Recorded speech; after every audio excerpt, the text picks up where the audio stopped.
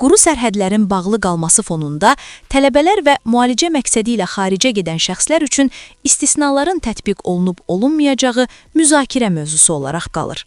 Maraqlıdır, quru sərhədlər bağlı qaldığı halda tələbələr və müalicə məqsədi ilə gedən şəxslər üçün istisnalar nəzərdə tutula bilərmi?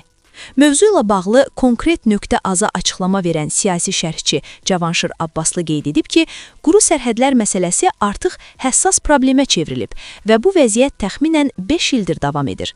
Onun sözlərinə görə bu müddət ərzində müəyyən güzəşt və imtiyazların tətbiqi zaman-zaman gündəmə gəlsə də real addımlar atılmayıb. Düşünürəm ki, xüsusilə xəstələr və tələbələr üçün güzəştlərin olması müsbət hal olardı.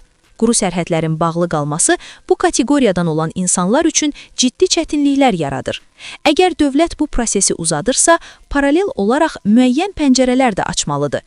Abbaslı əlavə edib ki, mövcud geosiyasi vəziyyət fonunda quru sərhədlərin tam açılması hələlik aktual görünmür. Unutmayaq ki, Qarabağ üzrə sülh sazişi hələ imzalanmayıb.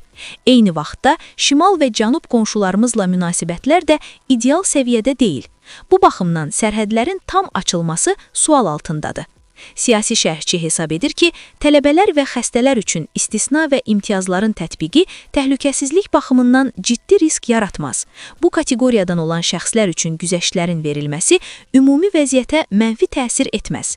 Ümid edirəm ki, dövlət bu istiqamətdə addımlar atacaq. Əlavə edək ki, quru sərhədlərin bağlı qalması xüsusilə təhsil və səhiyyə məqsədi ilə xaricə üst tutan vətəndaşlar üçün uzun müddətdir narahatlıq doğurur.